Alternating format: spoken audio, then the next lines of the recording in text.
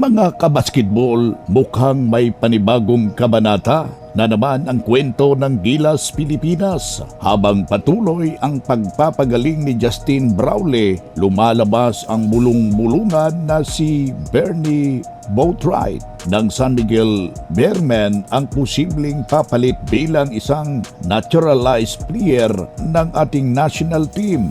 Hindi lang yan, baka mabuo ang bagong Gilas frontline na binuo ito ng QNB Renz Abando, ang Lebron Lopez.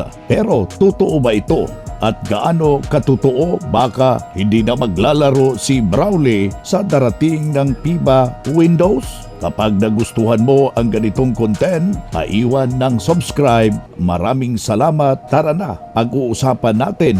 Simulan na natin ang pinakamainit na tanong. Kumusta na ba si Justin Brownlee? Ayon sa ilang ulat mula sa loob ng PBA, hindi na raw tuluyan makakabalik sa kondisyon si Brownlee matapos sa kanyang pneumonia at operasyon. Dapat sana maglalaro siya para sa Meralco Bowl, pero ilang beses na rin napuspon ang kanyang pagbabalik dahil sa patuloy na gamutan at pagre-recover.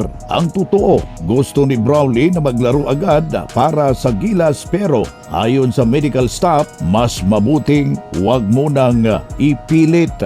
At dahil papalapit na ang FIBA Asia Cup qualifiers, napipilitan na ang SBP na si Coach Tim Cone na maghanda ng Plan B. Dito na pumapasok ang pangalan ni Bernie Boatwright Jr., ang 6'10" forward ng San Miguel Bearmen na maraming fans na gustong maisama sa Gilas. Kung natandaan ninyo na magiging dominante si Boatwright sa PBA, malalim ang arsenal ng kanyang laro, may shooting threes, marunong mag-post up, solid na rebound at may disiplina sa depensa. Hindi lang basta import kung hindi intelligence player na madaling makabigay sa sistema ng team. At ito mismo ang hinahanap ni Coach Tim Cone sa isang naturalized player na marunong magbasa ng laro, marunong sa spacing at kanyang maglaro bilang stretch 4 o stretch 5. Kaya kung hindi makakalaro si Brownlee, si Boatwright ang ituturing ngayon pinaka-ready na option. Pero nang si Boatwright ang pinag-uusapan ngayon, kasama na rin ang posibleng bagong Gilas rotation na sila ni Quincy Miller, Brown, Renz Abando at Lebron Lopez. Si QNB na ngayon ay opisyal na ang lokal sa FIBA na malaking bagay sa team. Malaki ang athletic na may shooting at may international experience. Kung magsabay sila ni Boatwright, dalawang 6'10" player na parehong marunong sa perimeter ang makikita natin sa loob ng court.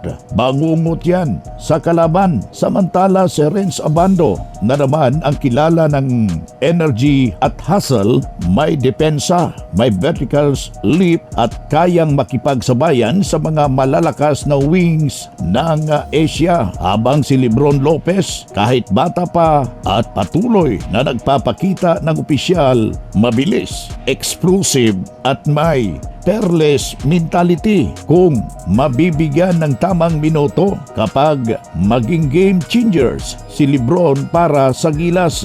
Isa sa mga napaka-importanteng aspeto ng Gilas ngayon ay ang sistema ni Coach Tim Cone. Hindi lang ito tungo sa star power, kung hindi chemistry at execution. Isipin mo ang posibleng lineup na ito, mga kabasketball.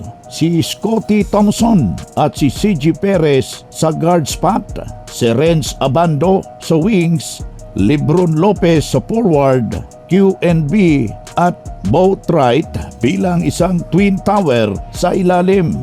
Isang kombinasyon ng bilis, taas at shooting, bagay na bagay sa modern basketball. At kung sakaling bumalik si Brownlee, mas malalim pa ang rotation dahil pwede silang magpalitan depende sa kalaban. Ibig sabihin na may flexibility at balance ang Gilas. Isang bagay na matagalan nating gustong makita. Ngunit tandaan, hindi pa opisyal si Boatwright bilang isang naturalized player.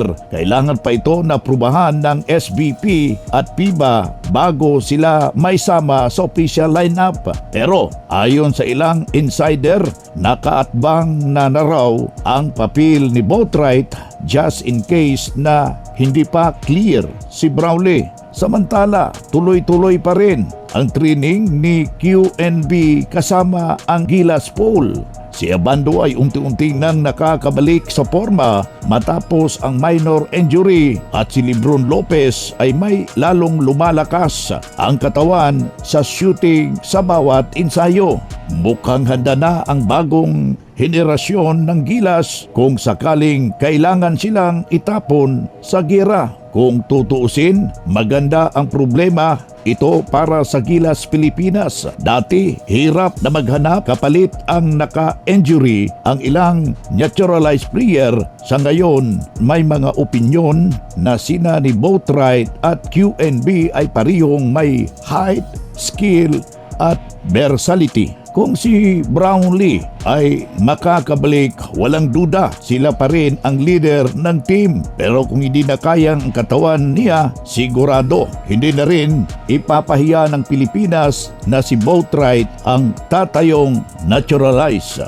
Lalo pat may suporta sila ni QNB, Abando at Lebron Lopez, mga batang gutom sa panalo at handang ipaglaban ang bansa. Kaya mga kabasketball, anong masasabi nyo sa posible na si Brawley Boatwright ay maging bagong naturalized player ng Gilas? Sa tingin nyo ba swak siya sa sistema ni Coach Temcon? At kung magsasama sina ni QNB Abando, Lebron Lopez, kayang-kaya nilang buhatin ang Gilas sa bagong era? I-comment ninyo, opinyon ninyo sa baba. At huwag kalimutan i-like, i-share at subscribe para tuloy-tuloy ng Gilas update dito lang sa aking munting channel.